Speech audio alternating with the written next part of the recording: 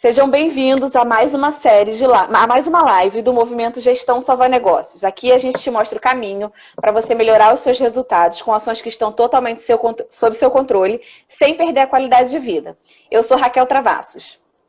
E eu sou Mary Gomes e o assunto de hoje, como a Raquel já até falou, é como reduzir os custos do seu negócio. Redução de custo é uma coisa que toda pessoa que tem, né, um negócio ou que é autônomo quer fazer, né? Porque ninguém quer ficar com custo alto e tendo lucro baixo por conta disso, né?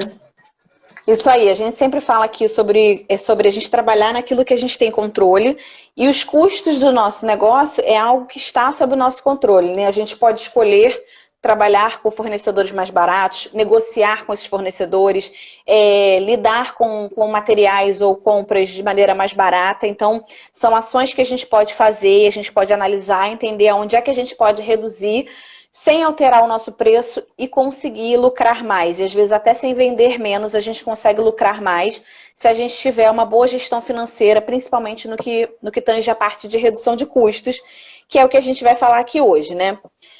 Então, gente, a parte de gestão financeira é o que tem de mais básico que a gente pode falar em gestão financeira, quando a gente fala de gestão financeira, é da parte de controle de custos. Então, você ter um fluxo de caixa, você ter um controle de custos e um orçamento é o mínimo que você precisa entender um pouquinho para você fazer uma boa gestão financeira e conseguir tomar boas decisões aí no seu negócio, né? Porque aí você vai saber o que está entrando, o que está saindo, quanto está entrando, quanto está saindo, onde é que você pode mexer, onde você não deve mexer, tanto no sentido de dinheiro, quanto no sentido de vendas também, né? E aí, né, Raquel, por exemplo, quando você tem, né, o orçamento, né, você sabe o quanto você vai poder utilizar em cada coisa que você estipulou para sua empresa, né? Então, é importante esse olhar 360 de tudo que você vai gastar, né? Exato. Sexta-feira temos uma live que vai falar de planejamento financeiro. Já nos pediram esse tema e a gente planejou ele para sexta dessa semana. A gente vai falar de planejamento financeiro e a gente vai abordar esse assunto de orçamento. Então, também é um outro tema que a gente recomenda que vocês acompanhem. Uhum. E aí, gente, quando a gente fala de redução de custo, a primeira coisa que a gente precisa ter uma ideia são das categorias, as classificações básicas de custo que existem, né? Existem 5 categorias, a gente gosta de trabalhar com 5 categorias de custo, que é o custo fixo, o custo variável, o custo direto, o custo indireto, e a gente separa despesas porque a gente acha que isso é importante e ajuda na análise. E aí é legal que você entenda o que é cada uma dessas classificações para que você possa fazer o efetivo controle de custos e consiga, então, reduzir os custos do seu negócio. É muito comum, né? A gente, quando começa a empreender, ou o pequeno empreendedor que não tem uma formação, né, em administração ou em economia, às vezes até querer controlar, tentar fazer um controle de custos, uma gestão ali do seu negócio, mas não saber exatamente o que fazer com isso. E entender essas classificações de custo é uma das primeiras coisas que você pode fazer. Não é um bicho de 7 cabeças, tá? Mas é importante que você entenda esse conceito, porque não é uma coisa fechada. Os exemplos que a gente vai dar aqui de custo direto, indireto, fixo, variável, são exemplos, mas você precisa entender o conceito para que você possa aplicar aí no teu negócio, tá? Porque de acordo com o negócio, como ele muda, né, Raquel, é importante entender a classificação, o porquê daquilo, para poder efetivamente aplicar de forma correta, né? Isso aí. E aí, qual é o primeiro tipo de custo que a gente tem, gente? O primeiro tipo de custo que a gente vai falar, então, é o custo direto. O que vem a ser o custo direto? O custo direto, ele é aquele custo que está ligado diretamente ao teu produto final, ao teu serviço final. Então, por exemplo, se você é uma revendedora de moda íntima, a peça de moda íntima é o seu produto final. Se você é uma pessoa que faz artesanato, a linha que você compra, as agulhas que você usa são usadas diretamente no produto final que você produz. Se você é uma confeitaria, um custo direto, vai ser a massa, o trigo, o chocolate, o leite, o açúcar. Se você é uma pet shop, a máquina de tosa, a água que você usa ali para dar banho no animal é um custo direto. Então, tudo que tem... Diga. Shampoo, tudo que está envolvido no banho, né, e tal. Exato. Então, tudo que está ligado diretamente ali ao teu produto final é o teu custo direto. O salário do vendedor, se você tem um vendedor, o salário do teu vendedor é um custo direto. Se você tem frete de compra, né? A gente tem uma aluna que tem e-commerce. Ela tem lá, ela paga um frete para comprar o produto que ela revende no e-commerce dela. Esse frete de compra é um custo direto do negócio dela. Então, você tem que olhar aí para os custos que você tem no seu negócio e entender se ele é direto, indireto, fixo ou variável, ou uma despesa. Então, o primeiro custo é esse. Então, pegaram um papel aí e anotem custo direto, vou repetir. Custo direto são aqueles gastos que você tem que estão ligados diretamente ao teu produto ou ao teu serviço final. Então, esse é o custo direto. O custo indireto é aquele custo que não está ligado diretamente ao seu produto final, mas que contribui para a execução do seu serviço ou do seu produto. Então, por exemplo, se você usa um equipamento, sei lá, você tem uma máquina de costura industrial que é alugada. O aluguel dessa máquina de costura é um custo indireto. O frete de venda, né? Às vezes a gente faz uma promoção e não cobra o frete do cliente. Então você fez uma promoção, quem comprar hoje não paga o frete, mas esse pré-frete vai ser cobrado. O correio ele vai cobrar para mandar o produto para o seu cliente. Então você vai arcar com esses custos. E aí como é que você vai classificar esse custo? Você vai classificar ele como custo indireto, um custo de um frete de venda. Um outro exemplo de custo indireto é o prolabore. O que é o prolabore, gente? O prolabore é o salário que a gente se paga enquanto dono do negócio. Então, eu defini ali o meu salário, o meu prolabore, e o meu prolabore, ele é, em geral, um custo indireto. A não ser quando eu também faço parte da produção. Então, digamos, eu sou uma costureira, eu vendo itens de costura, roupas que eu costuro, ou artesanato, e eu faço artesanato, mas eu não passo 100% do meu tempo fazendo artesanato porque eu sou a dona do negócio. Então, eu passo, sei lá, 40% do meu tempo eu passo produzindo os itens que eu vendo. E 60% do meu tempo são outras atividades, né, de gestão. Então, 40% do seu salário, do seu prolabore, é custo direto, porque é quando você está ali efetivamente trabalhando e produzindo direto para o seu produto final. Os outros 60% do seu salário são prolabore de custo indireto, porque você não está executando atividades ligadas diretamente ao seu produto final. Se você não faz parte da produção do seu próprio negócio, o que é raro em pequenos empreendedores, né? Pequenos empreendedores geralmente trabalham como funcionários da própria empresa, trabalhando ali na operação direta, na linha de frente. Mas se você não trabalha por algum motivo diretamente na execução, na produção do teu produto ou serviço final, o seu prolabore ele é todo custo indireto. Saber esses custos, gente, essas classificações, por que isso vai ser relevante? Porque mais à frente a gente vai dizer como é que vocês usam isso. Então é importante vocês entenderem esses conceitos, tá? Então falamos do custo direto, falamos do custo indireto, e aí agora eu vou falar do custo fixo. O custo fixo, gente, ele é aquele custo que você produza o seu serviço, o seu produto ou não, ele vai cair na sua conta. É aquela brincadeira, aquele meme que rola agora na pandemia, né? Que os boletos eles não entraram em quarentena, eles continuam chegando na nossa casa. Esses boletos que continuam chegando na nossa casa e não entraram em quarentena, eles são custos fixos. Então vai ser a conta de telefone, vai ser o aluguel do galpão ou da loja, vai ser a conta de água, a conta de luz, todos os custos que eu produzindo ou não, eles vão acontecer. Pode até diminuir um pouco, mas eles vão estar ali acontecendo. Então são custos fixos. E aí a gente já começa a fazer uma mistura. Por quê? Um custo fixo, ele pode ser direto ou indireto, e o variável também, pode ser direto ou indireto. Então, eles começam a se cruzar. Os seus custos vão ser ou direto e fixo, ou direto e variável, ou indireto e fixo, ou indireto e variável. Então, eles começam a se misturar. Porque, na verdade, né, Raquel, o direto e o indireto é uma classificação segundo a sua operação. E o fixo e o variável é segundo a ocorrência dele. Então é importante saber que são duas classificações, muita gente confunde isso, né? Porque são duas classificações, como você falou, que se cruzam. Mas o mesmo objeto ele é classificado segundo a sua operação, indireto e indireto, e segundo a sua ocorrência, em fixo e variável.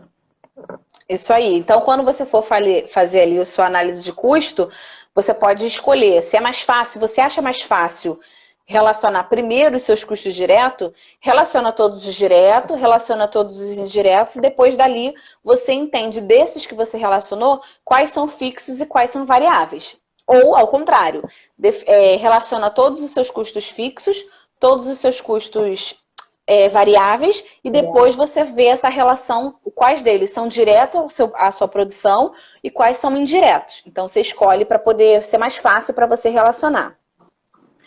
Então, o custo fixo é aquele que vai vir, né? Aquele que não entra em quarentena e ele vem para nossa casa. Já virou uma ótima forma de definir custo fixo. Gente, alguma dúvida? Essa parte é mais técnica, então talvez gere alguma dúvida. Se vocês tiverem dúvida, fiquem à vontade de perguntar, a gente para aqui e responde. Tá? Se tiverem alguma dúvida, quiserem comentar alguma coisa, vocês já fazem controle de custos, já conheciam esses conceitos? Comenta aí pra gente, tá? O custo variável, gente, como o próprio nome diz, ele é aquele custo que vai variar de acordo com a sua produção. Então, por exemplo, se você tem um vendedor e você paga a comissão para ele sobre as vendas que ele faz, o custo que você tem com comissão de vendedor vai variar de acordo com as vendas que esse vendedor executar.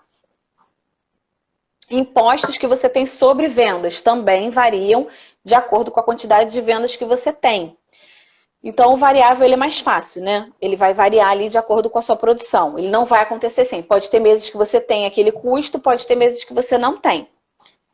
E aí ele pode ser direto ou indireto.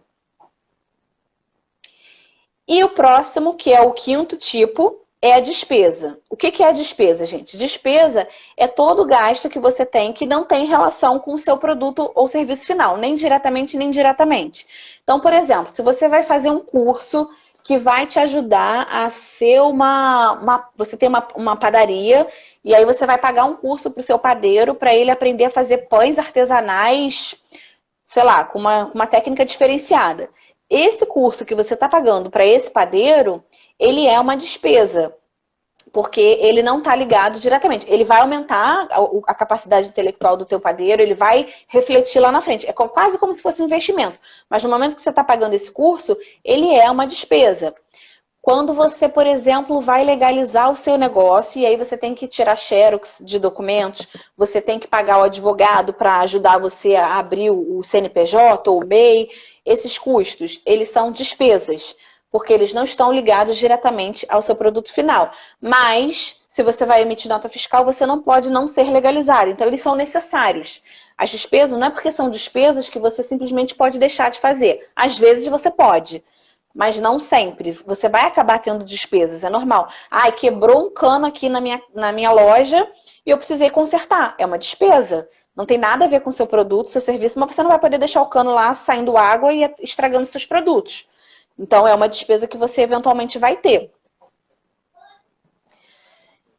E, então, esses são os 5 tipos de custos, classificações de custos que a gente pode ter. Direto, indireto, fixo, variável e despesa. E aí, gente, quando a gente fala em redução de custos, a primeira coisa que você precisa fazer é entender essas classificações. Uma vez que você entendeu essas classificações de custo, o que você vai precisar fazer? Você vai precisar controlar toda a sua movimentação financeira. O que isso significa? Não é difícil. Você precisa anotar tudo o que você gasta e tudo o que você recebe, tá? Para você poder começar a fazer o controle de custos. Então, o que a gente sugere? Que você pegue aí uma planilha do Excel, melhor que seja uma planilha. A gente sempre fala isso aqui, porque a planilha ela vai te dar uma opção de depois você gerar um gráfico simples e poder fazer uma análise. Pega uma planilha e relaciona todos os custos que você tem. Então, você vai... Aí, como eu tinha falado, né? Então, eu acho mais fácil pensar em custo direto. Então, ok, pensa em todos os custos diretos que você tem. A Gil está perguntando, o variável, então, é do se eu tiver um vendedor? A comissão do vendedor é um tipo de custo variável, mas não é só isso. O custo variável vai ser tudo aquilo que você gastar que vai variar de acordo com a sua produção ou com a sua venda. Então, digamos que você paga imposto sobre as vendas. Você emite a nota fiscal e tem um determinados que é ISS, que é o imposto de venda. Você paga ISS. Você só vai pagar esse ISS quando você emitir nota porque você vendeu um produto. Então, aí, quando você pagar esse ISS no valor que você pagou, vai ser um custo variável. E aí é interessante também, Gil, é o seguinte, se o seu vendedor, né, ele tiver um salário, porque tem vendedores que trabalham assim, né, um salário fixo e uma parte variável segundo a sua comissão. Esse salário vai pertencer ao custo fixo, né, ao salário que você, vamos supor, ele tem um mínimo, né, vamos supor que existe um salário mínimo e vem depois as comissões. Esse salário aqui efetivo vai ser o custo fixo. E aqui o variável é a parte das comissões. Porque tem vendedor que trabalha assim, né?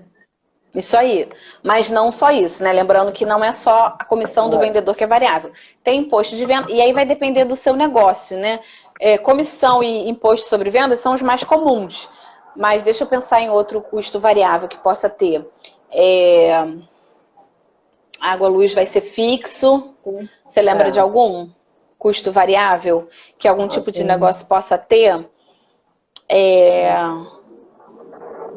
Agora não está me ocorrendo nenhum outro, mas ela falou que entendeu. É legal que você entenda só o conceito, né? Então, é todo custo que não vai acontecer todos os meses. Ele vai variar de acordo com a sua produção ali, tá? E aí, quando você entende esse conceito, o próximo passo, como eu falei, é controlar toda a sua movimentação financeira. Então, pega aí uma planilha e eu vou começar a controlar meus custos direto. Combustível pode ser, Eila. Perfeito. Combustível pode ser um custo variável. Exato. Ele vai variar de acordo com o seu deslocamento e pode ser que você não tenha deslocamento todo mês. Então, ele vai ser um custo variável. Aí tem que entender, mas provavelmente vai ser indireto também. Além dele ser variável, ele vai ser provavelmente indireto. Porque ele vai contribuir ali. A menos uma despesa, né?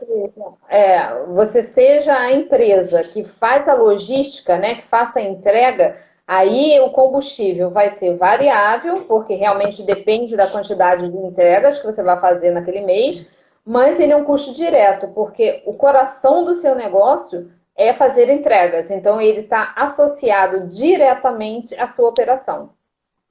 Perfeito. E aí, como é que você vai fazer o controle desses custos, gente? Vocês vão relacionar, então, todos os custos diretos. Então, por exemplo, então eu sou uma confeitaria e aí eu vou relacionar meus custos diretos. Quais são os meus custos diretos? Você vai pensar em tudo que você vai precisar comprar. E aí a gente faz essa previsão, gente. A análise de custo, ela é sempre feita assim. Chegou no final do mês, ali 25, 28 de cada mês, você vai sentar e vai pensar no mês seguinte.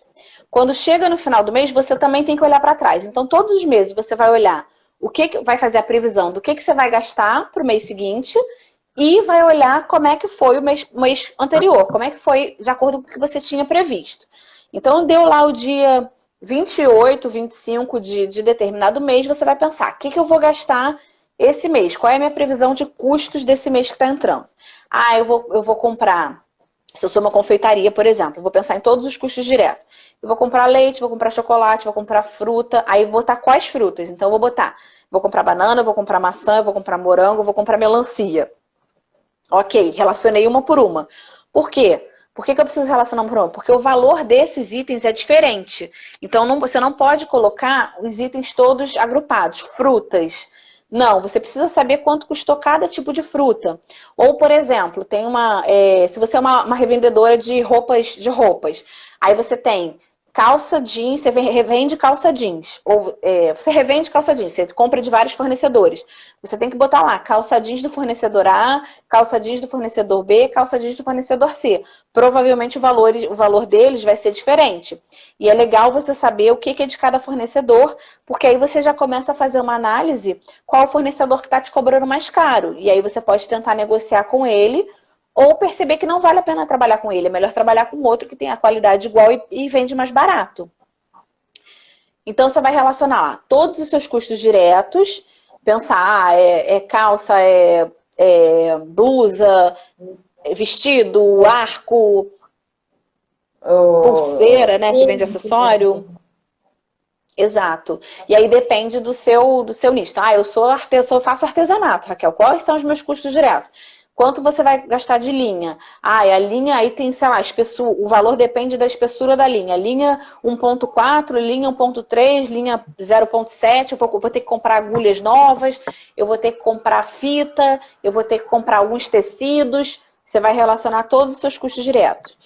Depois você vai relacionar todos os seus custos indiretos. Então, eu vou ter que fazer uma manutenção aqui manutenção é despesa. Eu tenho o aluguel do meu equipamento, da minha máquina de costura industrial, tenho o meu Prolabore aqui, eu vou fazer uma promoção, eu estou pretendendo fazer uma promoção esse mês, então eu vou fazer um frete de venda gratuito. Quanto mais ou menos eu estimo que eu vou vender nessa promoção e quanto vai me custar. E aí, esse momento de relacionar os custos, gente, é o momento que você vai, algumas coisas você vai ter o valor certo na hora que você está estimando, porque você já sabe o valor que você compra, já é de praxe, e tem alguns valores que você vai estimar. Então, por exemplo, se a gente for pensar em custo fixo, eu vou pagar a água, eu vou pagar o aluguel, eu vou pagar a luz. O aluguel é fixo e o valor não muda, mas a água e a luz depende do quanto você usa. Então, você pode fazer uma estimativa. Geralmente a minha conta de luz vem R$200. Então, você bota R$200 para que você tenha uma ideia, uma base de quanto estão os teus custos naquele mês que está entrando. Quando chega no final do mês, você precisa olhar para esse planejamento e ver quanto efetivamente foi. Quer ler aí, Mary? Quando trabalhamos com vários itens pequenos, exemplos pingentes, posso fazer uma média e colocar como custo? O pingente aí, se você tiver mais de um fornecedor, o ideal é que você coloque, por exemplo, por fornecedor, exatamente para ter essa ideia de quem está te cobrando, né, mais barato, se você precisa negociar com alguém. De repente, até a localização desse fornecedor já faz com que altere o seu custo, entendeu? Então, interessante é fazer por fornecedor mesmo, e não fazer uma média entre fornecedores, né?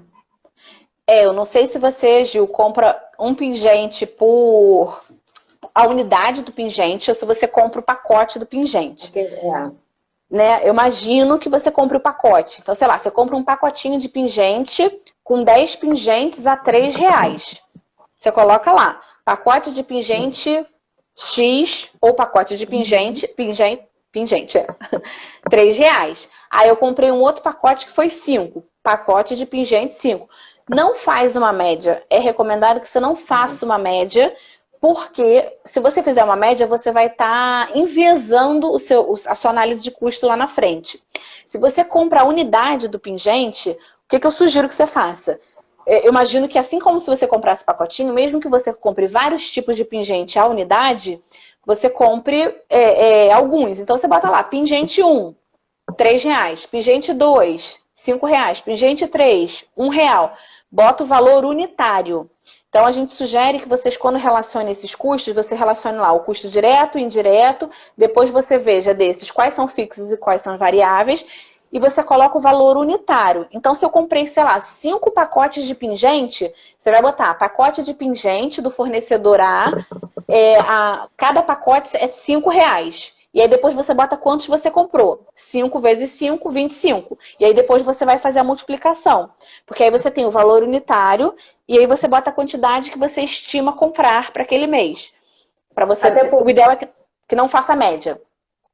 Até porque, para você poder saber, vamos supor que esses pingentes, sei lá, montem uma peça, uma pulseira, né? No caso, essa pulseira vai ter aquele custo com vários pingentes. E aí isso vai influenciar no preço. Então isso é importante também, até para essa análise futura, além da análise do próprio custo, para você calcular o teu preço efetivo. Exatamente. E aí faz todo sentido, né? Porque às vezes você pratica um preço que não está cobrindo nem os seus custos, né? Ou às vezes cobre, mas poderia ser melhor se você conseguir saber qual é o fornecedor mais vantajoso para você, que mantenha a sua qualidade e que você está, às vezes, usando um fornecedor que não é o mais barato, que tem a melhor qualidade. Se a gente não respondeu, Gil, coloca aí de novo que a gente tenta melhorar, tá? Se você não tiver entendido, você avisa a gente que a gente responde de novo. Então, você vai relacionar todos os seus custos. Então, relaciona lá os custos fixos, os variáveis, os diretos e indiretos, né? Faz a correlação, coloca o valor unitário, como a gente explicou agora, e depois você multiplica pela quantidade que você pretende comprar. E aí, gente, você vai começar a fazer uma análise, né? Com isso, você vai conseguir ter uma análise de qual custo está mais barato. Porque você vai somar todos os custos fixos que você tem naquele mês, todos os custos diretos e fixos, diretos e variáveis. Todos os custos indiretos, fixos, indiretos e variáveis e todas as despesas que você tem ali no seu negócio. Para que isso é importante? Ela falou que entendeu, que bom. Para que isso é importante, gente? Pensa numa linha, né? Onde aqui está o seu produto, então você vai ter o custo direto, é aquele que está mais próximo do seu produto ou serviço. Então você vai ter o custo direto, depois você vai ter o custo indireto, depois você vai ter as despesas. E aí vai estar o fixo variável distribuído entre eles. Quanto mais perto do seu produto final, o seu serviço final, mais delicado é você mexer nesses custos.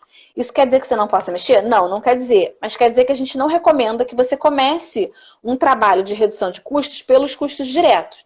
Porque se você mexe no seu custo direto de cara, você vai ter uma forte tendência e um risco de mexer na qualidade do teu produto ou serviço final.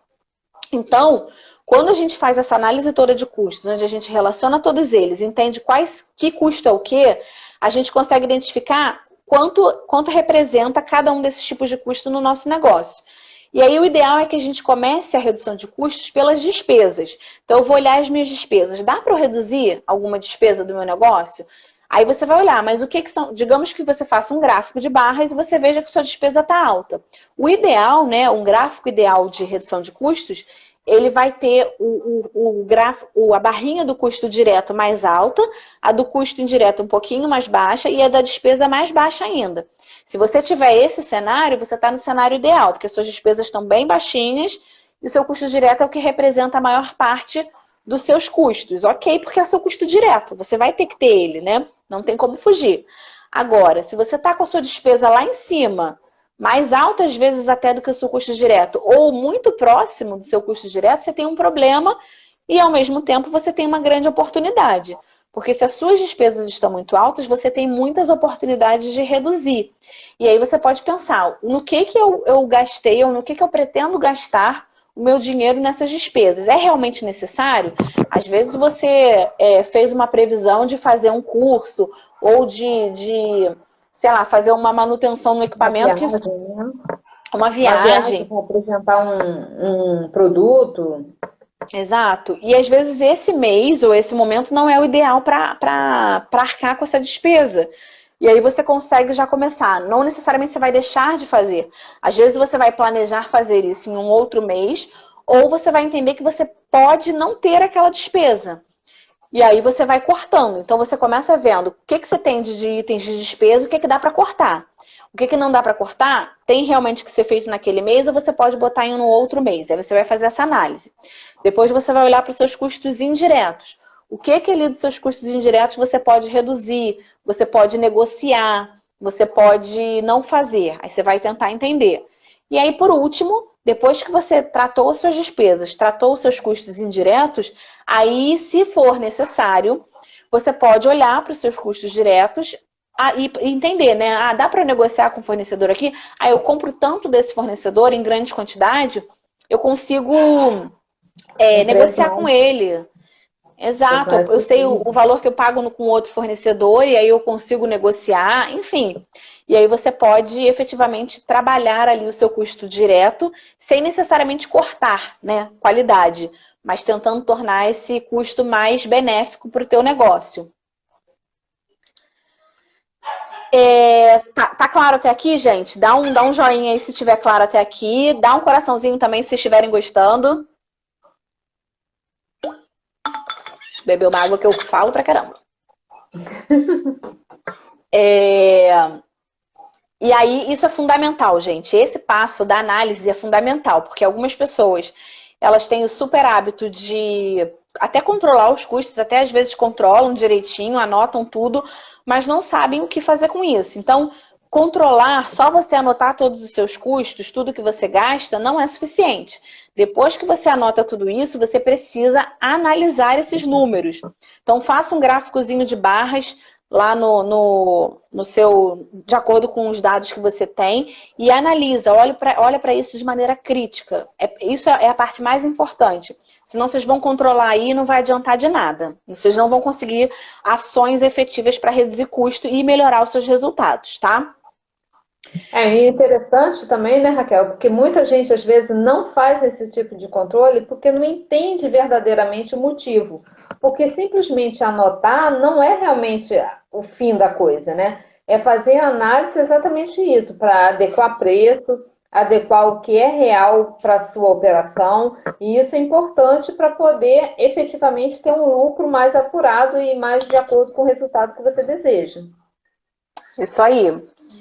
E aí, gente, qual que é o maior erro, ou o principal erro que a gente comete? É muito comum quando a gente está fazendo gestão financeira, está pensando em redução de custos, que a gente às vezes comete e ele atrapalha bastante. É quando a gente não separa os gastos da empresa dos nossos gastos pessoais. É quando a gente torna o nosso caixa da nossa empresa a nossa carteira. Então, se você hoje faz isso, para e já começa a pensar nisso agora, em como é que você faz para separar. Daí a gente vai dar algumas dicas aqui. A gente deu uma mentoria há uns dias atrás, umas 2 ou 3 semanas atrás, em que a pessoa estava perguntando para a gente, perguntando algumas dicas sobre investimento, né? Investimento de dinheiro na bolsa ou investimento em CDB, essas questões. Só que a gente tinha constatado na própria mentoria que ela não separava, essa pessoa não separava o dinheiro da empresa do dinheiro pessoal. E aí, como é que você sabe que você tem dinheiro em caixa suficiente para ter dinheiro em caixa, para se pagar e ainda ter dinheiro sobrando para investir se você não sabe o que é do que, né? E as coisas começam a se misturar. Então, não pode, gente, não pode. A empresa tem que ter o seu dinheirinho ali, a sua estrutura, e você tem que encarar você mesmo como um funcionário. Nesse momento, você é como se fosse um funcionário. Então, quando a gente trabalha para uma empresa, a empresa paga um salário para a gente. A gente não bota a mão no dinheiro da empresa, né? No caixa da empresa. Ele paga o nosso salário e ele segue lá pagando as contas dele e fazendo tudo que ele tem que fazer. A gente tem que agir da mesma maneira. Apesar da gente ter acesso ao dinheiro da empresa, a gente não pode misturar as coisas. Então, quando chegar ali o final do mês, primeira coisa que você tem que fazer, né? É definir um prolabore, que aí é um outro erro que a gente também tem, que a gente não define um prolabore, que é quanto a gente vai se pagar. Então, primeira coisa, define o seu prolabore, define quanto você vai ganhar. Ah, Raquel, mas eu não sei quanto eu vou ganhar, porque eu não tenho clareza de quanto realmente sobra. Eu vendo, e aí eu pago as minhas contas, e aí o que sobra fica para mim. E é assim que eu faço. Então, é isso. Não pode ser assim. Porque desse jeito você está zerando todo o dinheiro da empresa, você está pondo em risco tanto a sua empresa quanto você mesmo. Então, não pode. Como é que você faz para definir um prolabore se você não tem nenhuma referência? Gente, todo mundo começa sem referência. Não tem nenhum problema a gente errar, a gente achar que é uma coisa e ser outra. Mas a gente precisa começar. Então, pensa quanto você acha que você pode se pagar de prolabore. Então, eu acho que eu posso me pagar R$1.000, R$5.000, R$20.000. Não importa o valor. Pense num valor que você acha que é real, para o que você realmente ganha, para o quanto a sua empresa dá de dinheiro, mas pensando que não pode ser tudo que sobra da sua empresa. Então, digamos que você fature aí R$30.000. E aí você tem um custo de R$15.000. Quanto que sobrou? 15 mil. Aí você pensa, eu vou me pagar 15 mil. Beleza, maravilha, vida ganha. Não, né? Você precisa ter ali, entrou a dona do meu dinheiro. Gente, eu tô falando de dinheiro, a dona do meu dinheiro entrou, gente. Para tudo. Você tem que ter ali, ela vai concordar comigo, eu tenho certeza. Você tem que separar um dinheiro para sua empresa. E aí tem várias coisas que você pode fazer. Então, imagine aí quanto você ganha, quanto você tem de faturamento. Sabendo os seus custos, você vai saber quanto sobra. E aí você imagina, eu posso me pagar R$1.000 por mês. Beleza. Aí você vai rodar o mês e vai chegar no final do mês e vai ver se realmente você pode pagar R$1.000, se pagar R$1.000 ou não. E aí você vai ajustando esse valor do prolabore. O que você precisa ter na sua mente? A sua empresa, ela precisa ter as sacolinhas, né, Mary? Fala aí um pouquinho das sacolinhas, dos dinheiros que precisa ter. Porque o que que acontece, pessoal? É importante você dar nome ao seu dinheiro, né? Seja tanto na vida pessoal quanto na vida do negócio que você administra, né? Então, por exemplo, se você tem lá cada coisa que você vai pagar, né? Então, assim, pagamentos, impostos e tal, cada coisa que tem um destino, ele vai ter um nome. Aquele dinheiro você não mexe. Então, o Prolabore é um pacotinho que você vai consumir naquele mês. Então, ele tem lá o nome Prolabore. O outro pacotinho é fornecedores. Então, eu vou ter lá o meu pacotinho. E eu não misturo o dinheiro de um com o de outro. Para exatamente eu conseguir pagar tudo e deixar também um que é específico do caixa, que ele tem que estar ali só se mexer em alguns casos especificamente. Porque o que acontece, e é muito comum, é que o que é despesa, você acaba usando lá do dinheiro e vai pegando e depois não sabe o que é seu e o que dá em empresa e vai consumindo esse dinheiro. Então, muito cuidado, dê nome aos potinhos de dinheiro, para sempre ele ter lá reservado com o que de fato você tem que pagar. Isso aí. Então, digamos que você esteja num cenário ideal e que sobre ali um dinheiro que seja confortável para você se pagar um Prolabore e confortável para você deixar na empresa. O que você faz com esse dinheiro que sobra para sua empresa?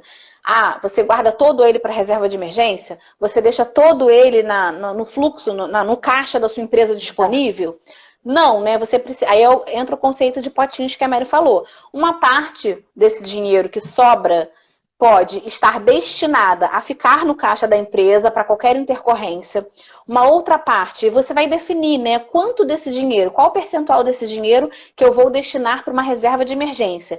E aí, para você compor uma reserva de emergência, o que é a reserva de emergência, gente? É aquele dinheiro que você vai guardando, você vai juntando, ele tem que ter liquidez, então você tem que poder pegar ele a qualquer momento, e é um dinheiro que você usa para alguma coisa totalmente imprevista.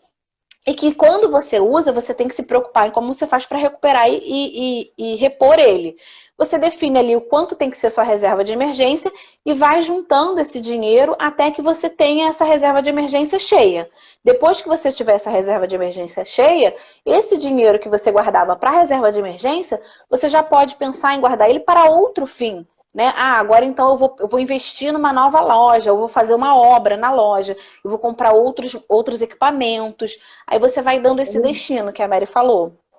Porque, assim, pegando esse caso da reserva de emergência, né, é o que, por exemplo, com certeza existem empresas que, mesmo estando acontecendo tudo que está acontecendo, está relativamente tranquila porque tem essa reserva de emergência. E um outro potinho que provavelmente era para investimentos. Então, por exemplo, você deixa lá os investimentos, né? Eu quero comprar uma máquina nova, enfim, eu deixo lá ele crescendo e também aqui a minha reserva de emergência. Quando você consegue ter esses dois, a coisa fica muito mais clara e você usa efetivamente para o objetivo a que você se destina. O ideal, né, é que você mantenha essa reserva de emergência por pelo menos garantir uma sobrevivência de 6 meses. É difícil hoje em dia, na realidade que o país vive? É difícil.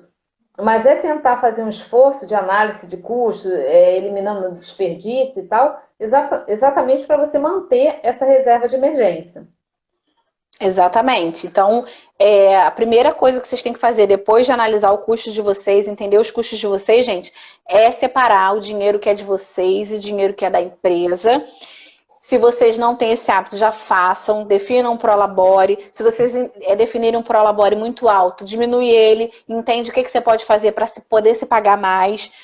Define aí quanto você pode fazer de reserva de emergência, quanto você precisa de reserva de emergência e começa juntando, mesmo que você comece juntando pouco, mas crie esse hábito. Ai, Raquel, o meu faturamento é muito pouco, o meu custo é alto, ou o meu custo já está super enxuto e mesmo assim não sobra quase nada. Tudo bem. O que dá para juntar? É R$50? É R$100? Que seja, junta esse, começa a construir esse saquinho, que ele vai começar murchinho e depois ele vai enchendo. Você tem que criar esse hábito. E o benefício você vai colher lá na frente. Em paralelo, você vai encontrar ações para reduzir o seu custo, para aumentar suas vendas, e aí a coisa vai fluindo. Mas se você não começar, você vai vender mais, você talvez vai manter um custo altíssimo e vai continuar enrolada. Então, façam isso.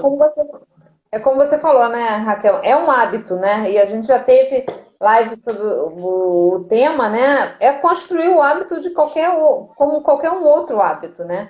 É importante isso, como a Raquel falou, ter pelo menos o pequenininho ali. Não acho que o pequeno não vale de nada, né? Vale sim. Exato. E para quem tem dificuldade, né, a gente ouve algumas pessoas falando, eu tenho dificuldade na parte financeira, na administração financeira. Gente, esse é o primeiro ponto, né? Até antes do custo, então, se você não. Separar o dinheiro é a primeira coisa, depois é entender seus custos, porque não adianta também você separar o que é da empresa e o que é seu e estar super gastando um monte de coisa que você não precisava gastar e que você pode reduzir. E aí você vai reduzir os custos e as coisas vão começar a acontecer, mesmo que de pouquinho em pouquinho. Não subestimem o pouquinho, não subestimem o pequeno, tá? Não subestimem, porque é assim que a gente começa e a gente vai se tornar grande de maneira estruturada e consciente.